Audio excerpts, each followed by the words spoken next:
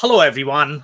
Welcome to today's show. And if you are joining for the first time, this is part of our industry series for which we meet every Tuesday at 5:30 p.m. Eastern. We review one vendor or the solution. And for today, we have a very interesting solution. It's Glovia G2, G1. I don't know how many versions they have. Right now, I think it is G2. So we are going to have a lot of fun discussing that. Before we dig into the solution itself, we are going to start with everybody's intro. I am going to start with my intro. If you don't know me, Sam Gupta, principal at Elevate IQ. Elevate IQ is the independent ERP and digital transformation consulting firm. On that note, I am going to move to Dave for his intro.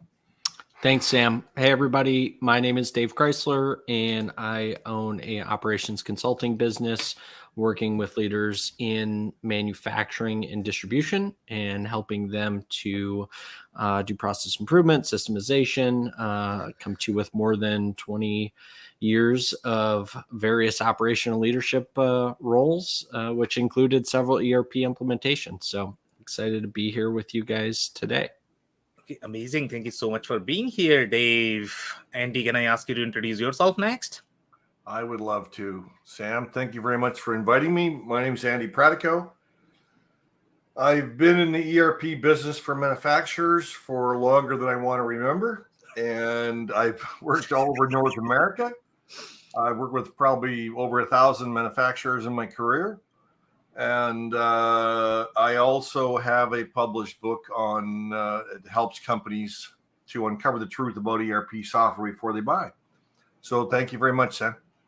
Thank you so much for being here, Andy. And if you're in the audience and joining for the first time, make sure you guys post your questions and comments. We typically try to cover them during the show. If we run out of time, we'll make sure that you receive your answers. So, guys, I'm going to start with the quick briefing. And Andy, I mean, this particular solution, I'm pretty sure you have probably come across this one in the past. But it probably started around the same time when you started your career, okay? So it's been there. Hold on a second. For a while, okay? Yeah, no, I'm familiar with Glovia, but I'm not actually. I think I started well before Glovia ever started, to be honest. But interesting. Okay. Yeah, Sometimes, I mean, I cannot count after 20 years, you know. Well, you got to take your socks and gloves off, though. Yeah, Sam. I know. My imagination does not work, Andy, after that. Okay. I can only think up to 20 years. Only up to 10. Then you're dead. Exactly. So yeah, and I don't know if you're going to have any sort of jokes around the name as well. I don't know. Glovia is a very interesting name. I don't know what that means, to be honest. Do you guys have any references? No? Okay. It sounds very lovey-dovey. Glovia? Yeah. The name itself, the word.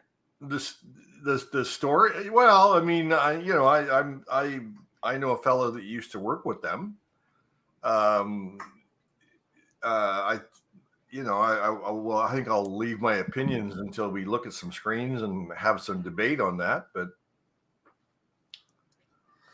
yeah, so I'll give you a quick background, and Andy, obviously you are going to have some background there as well in terms of whatever you have come across as far as the solution goes. So they have had quite a bit of journey in general, okay? So they were very well known in the automotive space. Automotive aftermarket is where their real play is. The solution itself is extremely deep in functionality, especially for the automotive, sector. It has exchanged a lot of different hands. Okay, so I think, and we are going to see the references in a lot of different lights as well. Fujitsu is they are a Japanese company. They used to own this solution. My understanding of their business model is they are more into the electronics, distribution, manufacturing sort of space. And this was a very similar move as a lot of different manufacturers wanted to own the solution. So typically the exit strategy for the solutions is going to be that, okay, either you are going to be owned by a private equity or one of the corporate houses, and sometimes these corporate houses are going to buy because obviously they are thinking that they are going to be selling a lot of software. So one of the things that we have noticed, not only in this one, I guess we noticed this in the case of, if I remember, ERP Next. One of their biggest customer was also their investor. So in this particular case as well, you are probably going to notice similar trend that Fujitsu was using them big time, at least in North America. Obviously, that's a very big company. But I believe they ended up selling it. So right now, this solution is owned by a company called Constellation Software, I believe. I don't know whether you guys are familiar with them or not. They are a humongous company, okay, and they are a Canadian company, Andy, okay. And their business model is very similar to your Infor, Aptean, ECI. You would never come across them, I guess, just because my understanding is that their business model was more into the construction space. They did a lot of work in general in the construction space, but now they are probably moving to manufacturing as well. So this is a recent acquisition, I guess. They acquired in 2022, and they have a company called Fog Software. Okay, that's where they are sort of rolling these vertical solutions. So it's a very interesting move. And overall, from the corporate strategy perspective, they are coming across as very similar to your ECI, Aptean, Infor. The way these companies are approaching the market, that their goal is going to be to buy legacy software and then provide really fancy branding. Don't change anything in the software. Keep it legacy. Don't invest in R&D, and try to sort of get the deals. And I don't know if their business model also is going to be of support. So very similar mindset, very similar strategy, that they are trying to invest a lot in the marketing, branding, but not necessarily in the product. So overall, from the product perspective, it is going to be still very legacy. So even though you are going to find extremely deep functionality for the automotive sector, and we have reviewed a lot of different packages from the automotive sector, and surprisingly enough, some of the feature sets you are going to find in Glovia, they are going to be much deeper. That's just shocking because Glovia in general does not have as much market share as some of the other software, and their target customer is not going to be as big as QAD, Plaxis of the world, right? But still, it is functionally extremely deep. So in terms of the competitors, I guess the competitors we are talking about are going to be your QAD, Plex, Infor-LN, IQMS. What else am I missing here in the auto? You mean competing with Glovia, you mean? Yeah. You mean companies the size that would be interested in Infor-LN? Yeah, that seems rather big, actually, but you probably know better than I do. Infor-LN obviously is a very large solution, but even Glovia has been installed in some very large companies. Is that right? Okay. That is what is shocking. Okay. And we are going to see some of those references that, they have been installed in very large companies. Obviously, this is a very legacy solution. I don't think they have invested anything in the cloud, so they are probably going to be most behind in the cloud. In general, when you look at most of the automotive solution, they tend to be larger for some reason. I don't know why, but they all, whether you talk about Plex, QAD, they are not a small solution. They typically have the multi-entity functionality built as part of the solution itself. It might not be as rich as Infor-LN. Infor-LN is going to be far more ahead in the cloud than the other solution. Other solutions might still have mainframe running in the back end that nobody knows, nobody talks about. Fake cloud? Sorry, what's that? Would you mean fake cloud? Yeah, Andy, and sometimes, you coined that phrase, I know, but nobody else. How fake are we talking about? Is the question. Fake cloud. That's the Sam Gupta copyright right there. Yeah, hopefully I can copyright that. I don't think that's possible, but I would love to do that. Yeah. So obviously, some of these solutions are not going to be as technically strong. Glovia is probably going to be the most behind in general. One of the other things that you're going to find with Glovia is they also have Glovia.com. In general, the e-commerce integration, especially if you talk about the aftermarket space, the e-commerce integration is very tricky, and these guys are able to provide that e-commerce integration out of the box, which is a big deal in general in the aftermarket space, because you are carrying many different sort of solutions in the aftermarket space. The field service functionality is going to be very strong, and surprisingly enough, Glovia has everything, which is just shocking. Yeah. And did I mention the number of installations? They have roughly 1,000 installations. Yeah, which is decent actually. I mean, I never thought that. Yeah. Well, I think I think they're like you were saying, it's more of a legacy system, and I'm not sure how much they've been putting into R&D over the last 5-10 years, but I think between 2000 and 2010, they were thought of as a player. Yeah, and honestly speaking, I mean, I don't think Fujitsu invested anything. They tried to run their own company on this platform, and then they ended up selling. So obviously they are not committed. They probably realized later on, how much money is required in maintaining and rewriting the software, especially if you talk about cloud. Yeah, so it's a very interesting move. What else did I not cover, Dave, that we typically cover as part of the briefing? I think you got it. Nothing comes to mind, Sam. I think you got it. Okay. Do you guys have any comments? Anything else to add there, or shall I move to the slides? Let's go to the slides. Okay. Perfect.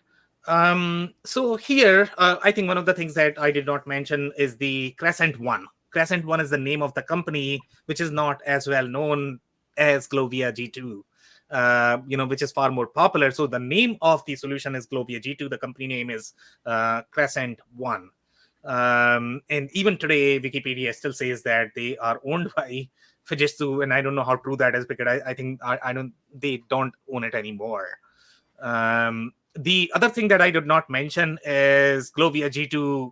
So typically in the automotive market, most of the solutions are either trying to target the OEM, tier 1, tier 2. They all are going to have different business model. Sometimes even tier 1, tier 2, let's say if you are more of the plastic supplier versus the sort of the metal part supplier, they are going to have slightly different business model in general.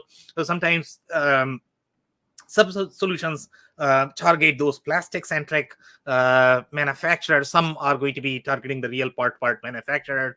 But for the most part, the quality compliance processes, the forecasting processes are going to be fairly similar. So in general, the solutions that are going to be designed for automotive, you are going to find a lot more pre-baked supply chain functionality, which is going to be S&OP processes built as part of the solution. That whole vendor collaboration, the vendor integration is all going to be there, because they have to do joint forecasting. So it's a very interesting space in general. Most of the vanilla ERP would probably struggle in this space.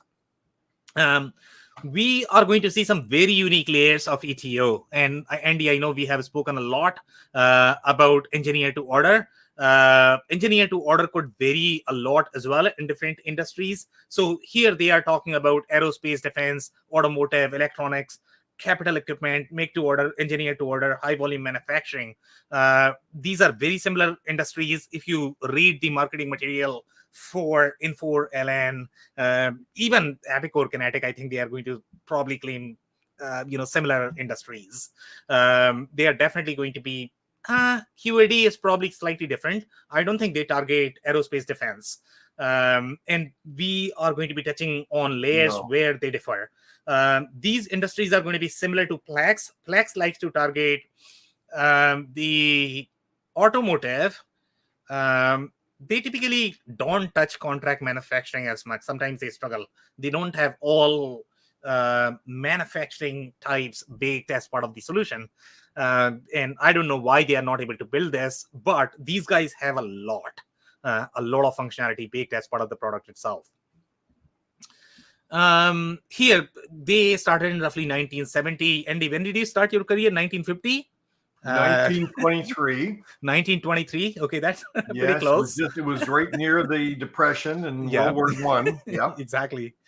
I was working for a manufacturer of biplanes.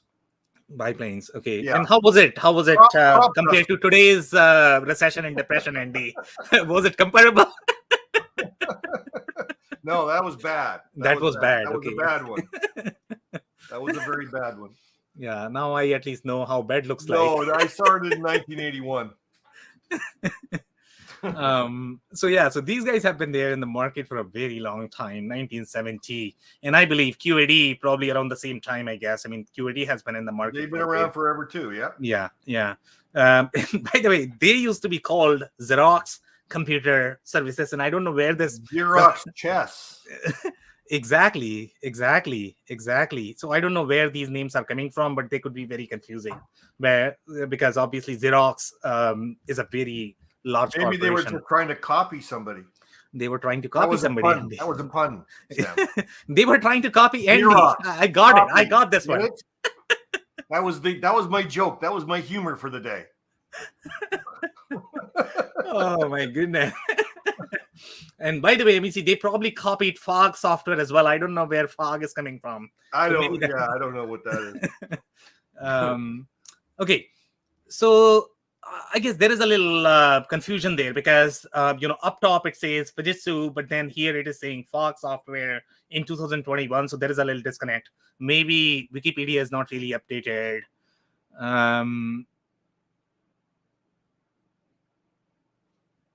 Okay, I don't have anything else here, unless you guys have. Okay, so let's touch on this. And by the way, Andy, I think one of the things that we did not talk is the configurator. They have configurator too. Can you believe this? They have a lot. And configurator is going to be very, very, very common in the aftermarket space. If you don't have configurator, probably you will not be able to do business there.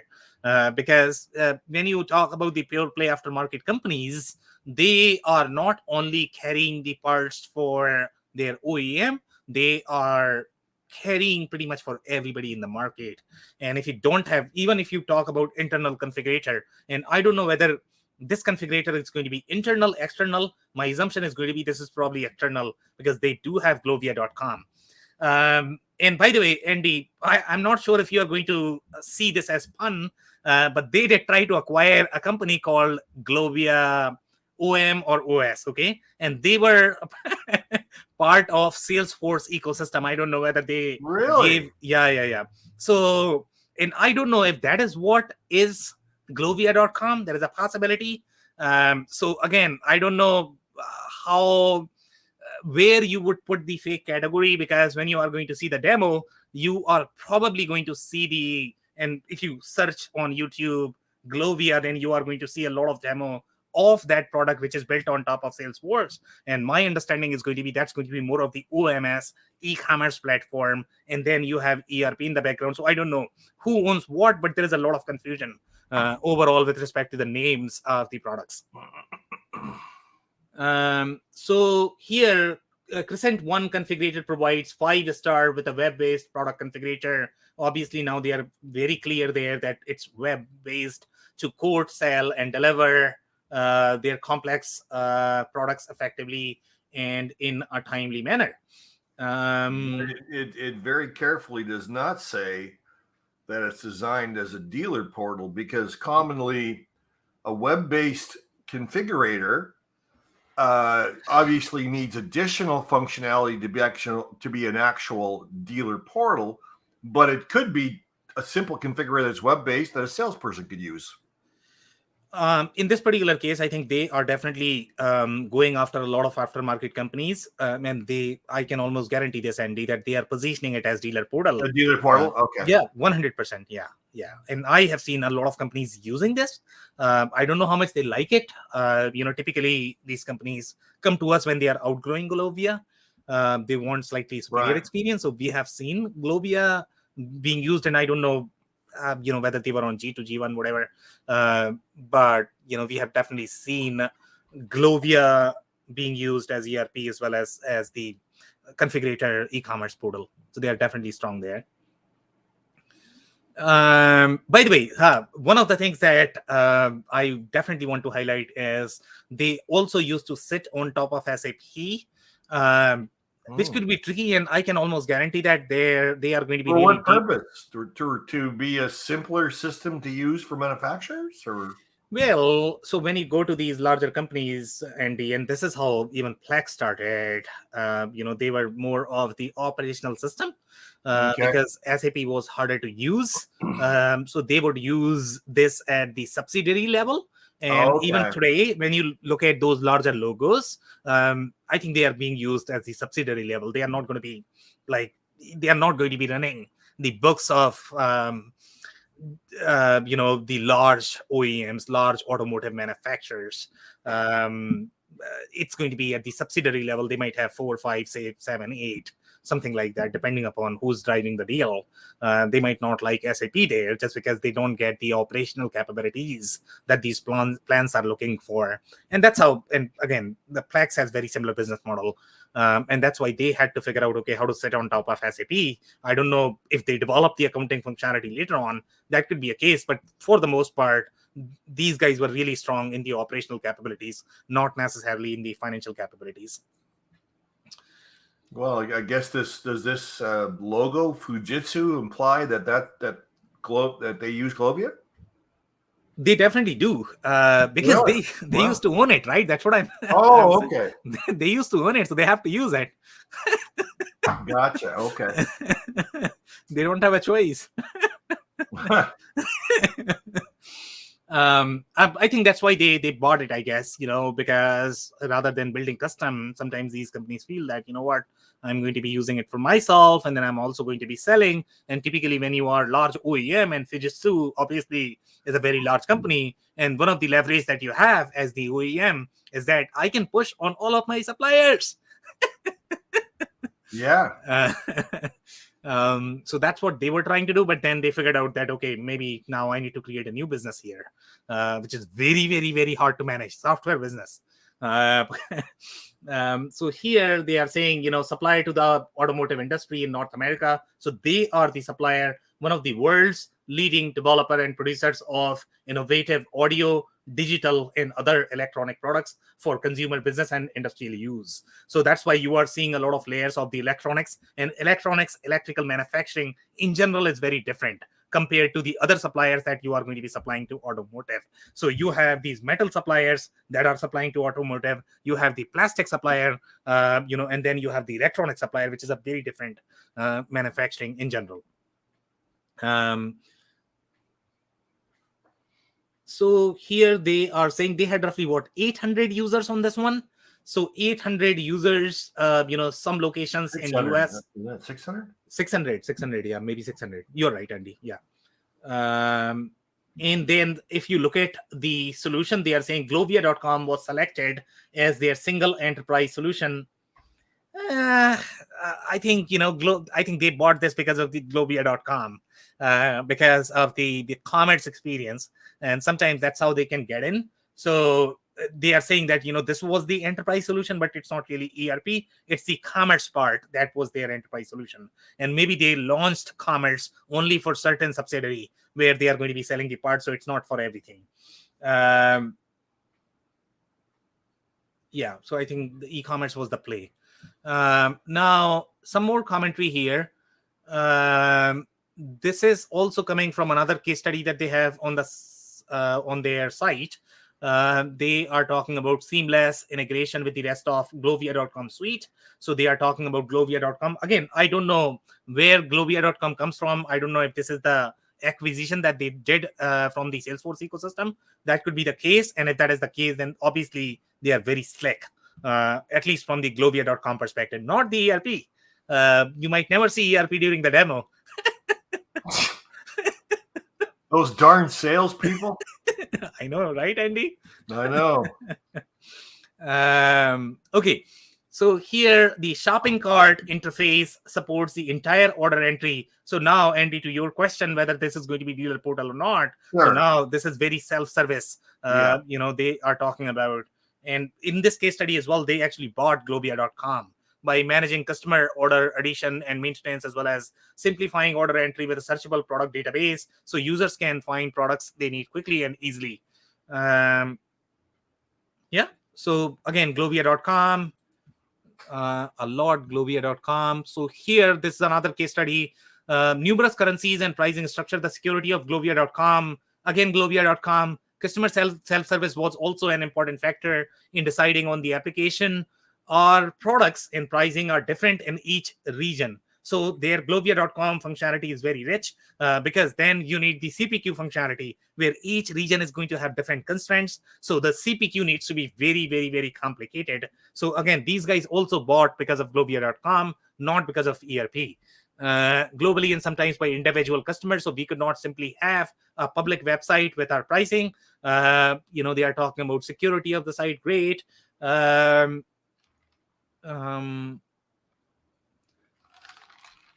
Business problem, keep precision and mass production at its height. TRB was looking for a solution that incorporated Kanban. And I have seen some of the terms like CBAN, and I don't know if you have CBAN or SIBAN. I don't know how you pronounce that.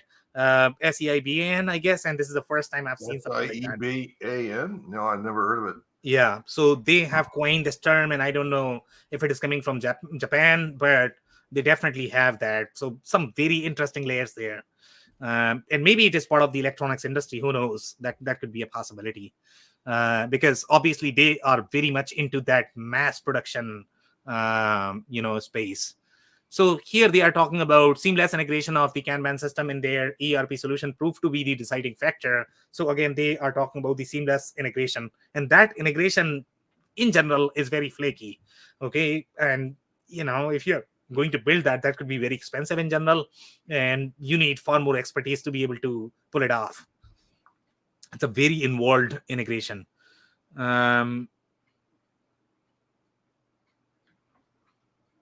Yeah. Now they are saying Kanban is used for the front end, and I don't know what that means, to be honest. I don't know if they are doing the issuing of the inventory from the e-commerce site. I don't know what's going on there. Why they would say front end. It's very tricky.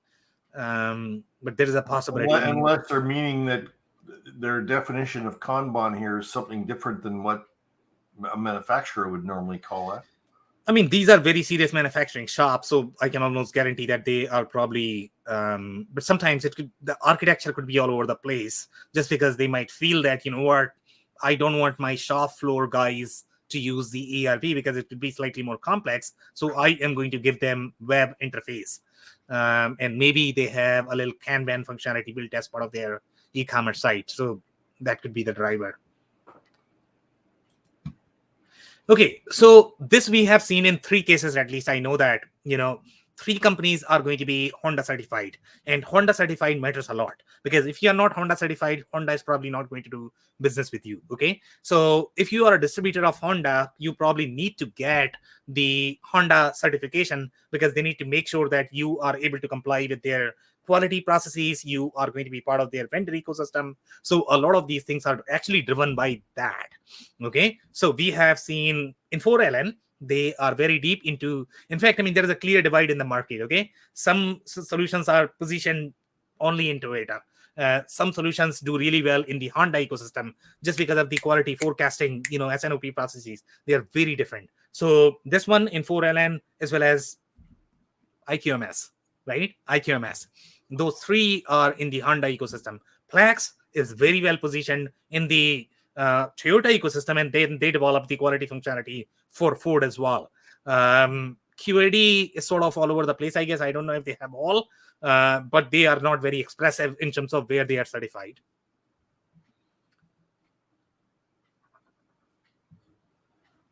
Okay, and by the way, the EDI functionality is also very tricky in the automotive space. There are some vendors that might be able to provide this, but you need Honda compliant EDI.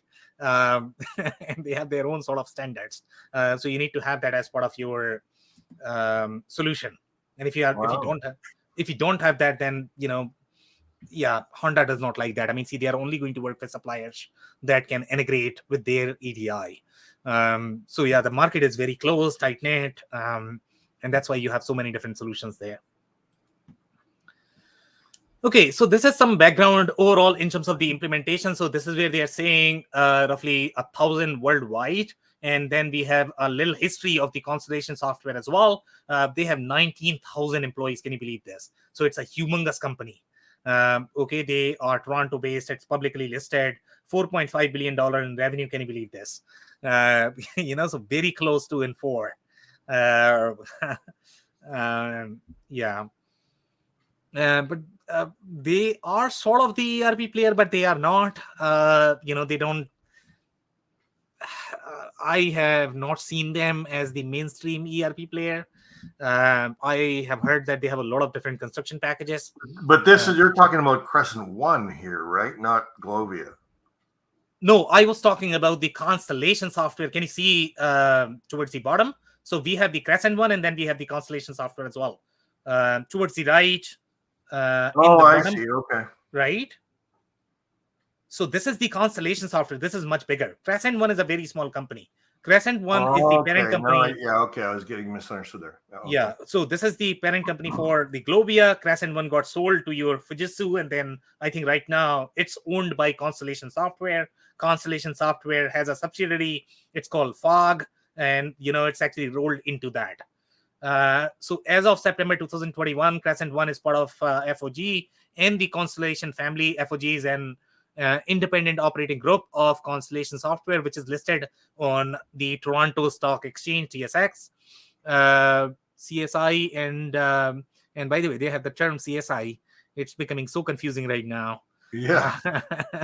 FOG acquires, manages, and builds software companies. Very similar strategy. Yeah, so here they are talking about the history. The company was founded in 1995. Infor was founded in 1999, I believe, to assemble a portfolio of vertical market software companies. So these guys all started roughly around the same time. Infor actually started around 2004, but that's okay. 2004, right, Andy? Yeah. Thank you so much for correcting that. You are right. Yeah. Salesforce was 1999, I believe. You could be right. Yeah. Leaders in there. So Infor has not been there in the market for that long, I guess. Can you believe that? Infor had some, prior to 2004, they had some other names they were called, and they evolved into Infor. But yeah. Yep. But I mean, as part of this branding, the financial entity, and this is really a branding, marketing, and the financial consolidation play in my mind. So these all guys did that. Since then, they have grown rapidly through a combination of acquisition, organic growth. 4 billion is a lot, and I think we need to cover them one of these days, I guess. I don't know what they are into. 25,000 employees. Holy cow. They have a lot. I mean, they have very similar business model as Infor. So we probably need to cover them. We definitely do. It says in there too, they've got 6 operating groups. So yeah, it's probably going to be, I mean, they probably have 200 different products and under their portfolio. We need to figure out, what they are doing with them. Yeah. Okay. So it says FOG software. This is coming from 2022. So obviously this is a very recent development. Yeah,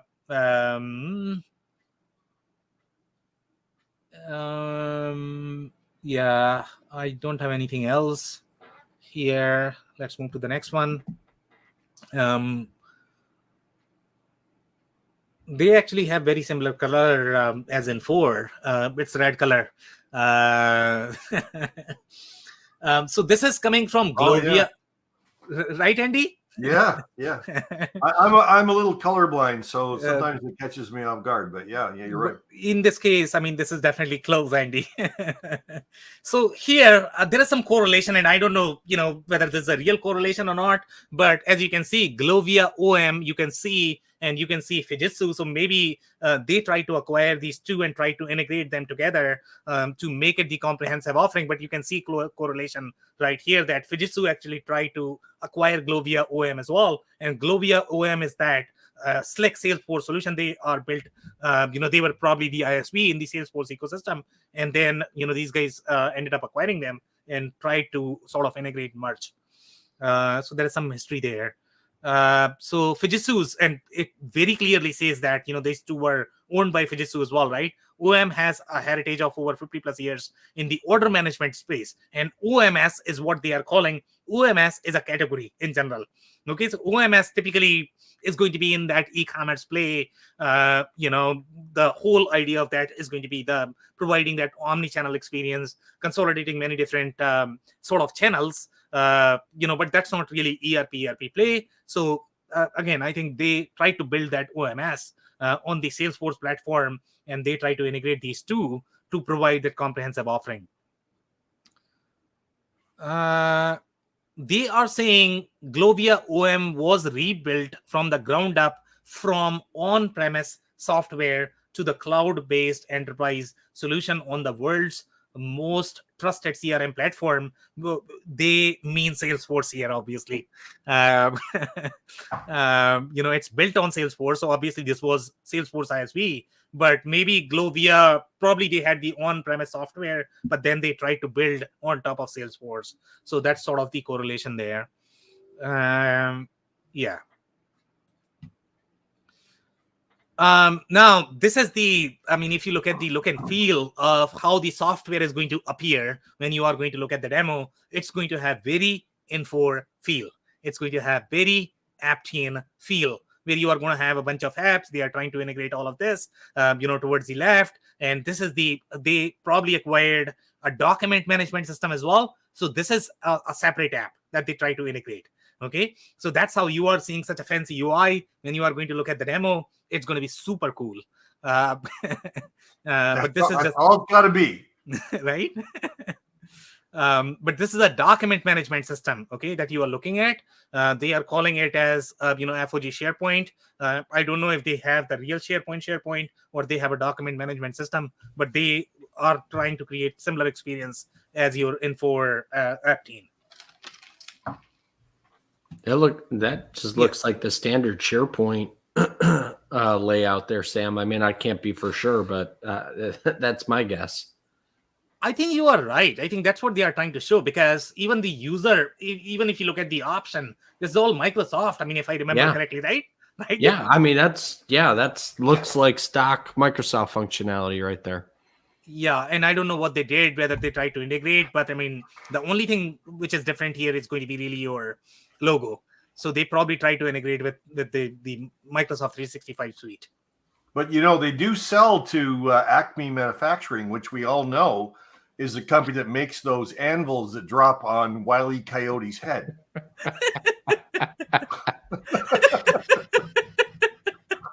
With the road run. It'll be interesting to see how they fare the pending recession, huh, Andy? Yeah. Oh yeah. Okay. Well, it's all foggy to me, apparently. Yeah. But right now it is not foggy, Andy. Okay, this looks really good. This is not fake. No, it's so right there. This is real. Fog software, right there. Yeah. I know. But the UI, it's really good. But again, this is not the ERP that you are looking at. And Dave, thank you so much for catching that. I think this is really SharePoint. Yeah. Now, some of the things that you are going to see here is very, very, very unique. And I think the only place where we have seen the program functionality was really in Plex solution, if I remember correctly. I'm pretty sure QAD is probably going to have that. If I remember correctly, I think probably they did, but I don't know how robust that was. But when you look at the program is going to be overarching layer from project. So typically project is going to be encapsulation of many different jobs as well as activities that you are performing. Sometimes those could be your field service tasks as well, but then program is going to be overarching costing that you are doing, because in the automotive companies you have to track that. So I have never seen such clear program management functionality as part of the solution. I think IFS has that, but I don't know how clear and clean it is going to be in this particular case. At least the documentation is great. Right, Dave? That's certainly more clear than their marketing information. Exactly. So here they are saying Glovia G2 program is an entity that resides, and they are using the term entity, which is kind of confusing, because I don't think it's sort of the virtual entity in my mind, because you have to do a lot at the program level, because you are trying to track the cost, you are trying to plan at the program level. But again, this is not an entity. It should not be called sort of the financial entity. It's going to be that planning entity. And I don't know if you are going to use the entity word there, but that's a very interesting term that they have used. Yeah. Now, this is the contract and project definition diagram that they have. And again, mind-blowing capabilities, okay?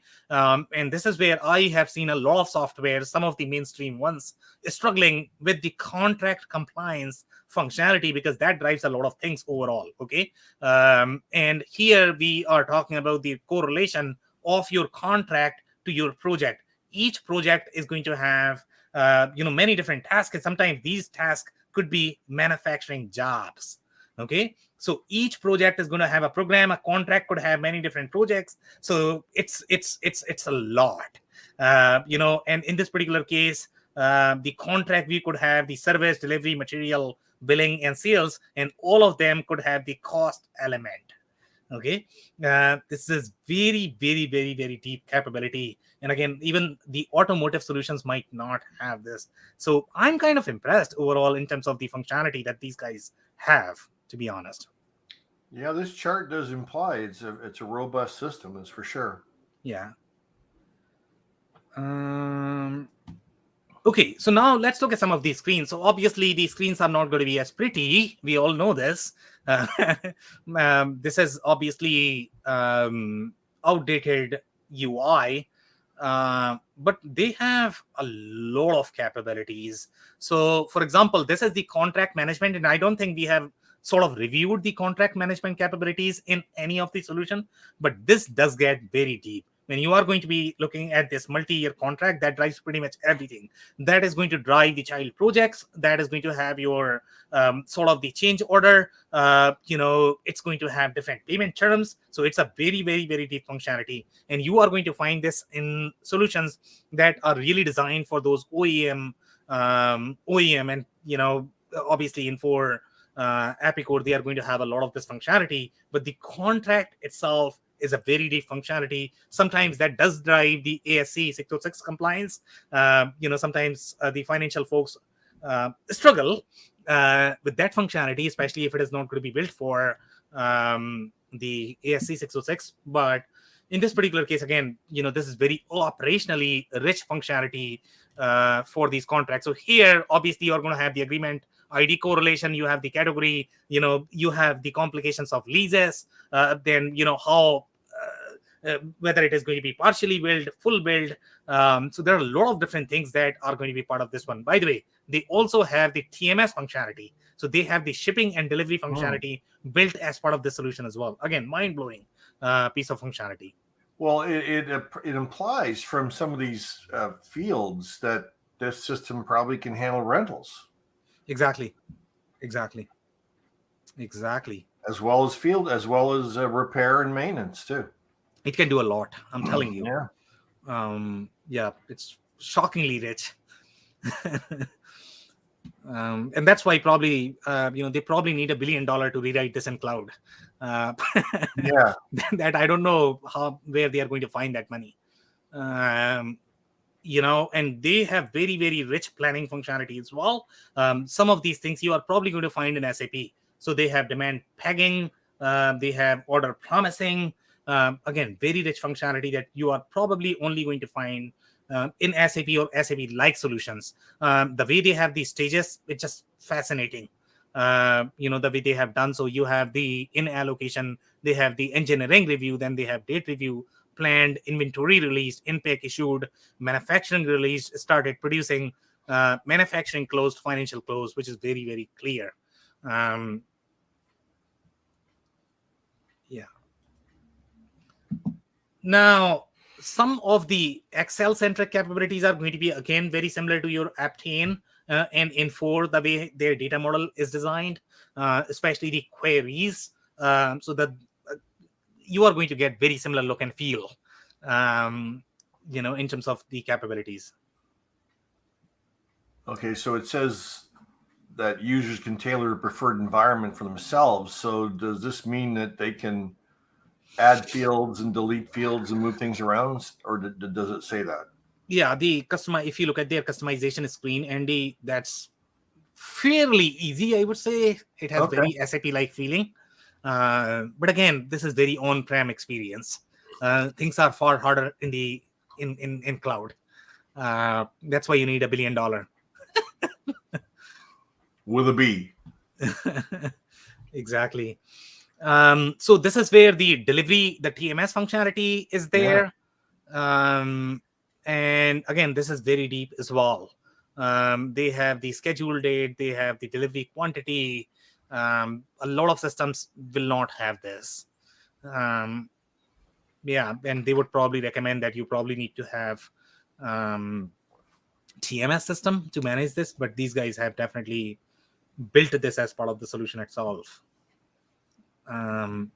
Are all these pieces all built into one core system, or do they have optional modules, or do you know?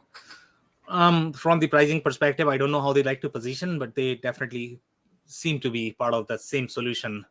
Obviously, it's very legacy, and I don't think they can probably segment it because it's going to be very tight code. Right. Take it or leave it. You can't buy pieces.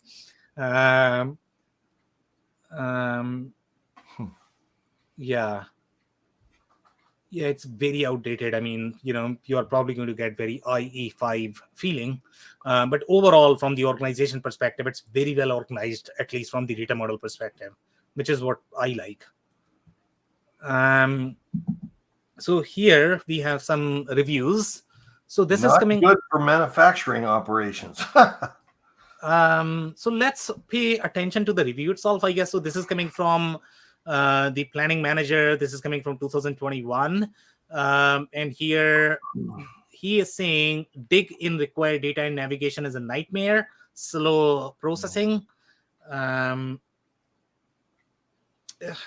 don't agree with this review, to be honest. The reason is maybe the problem is really with the reviewer. Because obviously this is a very complex system. It's not designed for the smaller companies. So I guess this is going to be more of the training issue as opposed to the software issue. EBS would have been an earlier version of Glovia. Am I right? I think this user must be coming from Oracle EBS. That would be my understanding. Oh, is that what it is? Okay, gotcha. Yeah. That would be my understanding, but I could be off. I mean, that's what I would guess. Here he is saying planning module and MRP results, releasing work orders and booking sales orders. That's how it is benefiting him. Work order variance study is much easier as compared to EBS, and that is right. Okay, especially when you are going to look at any of the manufacturing systems, they are going to be extremely strong in bill of materials as well as costing. That's where their real secret sauce is. And that's why this user is liking the work order variance analysis, because they were really known for job costing. Job costing might not be as intuitive in some of the other systems that you're going to see. So that's what he's saying that. And again, EBS is designed for slightly more service-centric companies. It's not necessarily designed for the product-centric manufacturing companies. And that's why this user found the variance and work order analysis to be slightly easier with this particular solution.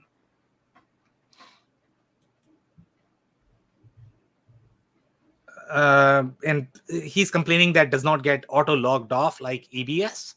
That could be internal IT, I guess, and I don't think that is fair comment. It could be their own IT that may have problems. Here we have one more, and this is coming from mining and metals. 51 to 200 employees, which is slightly off in my mind.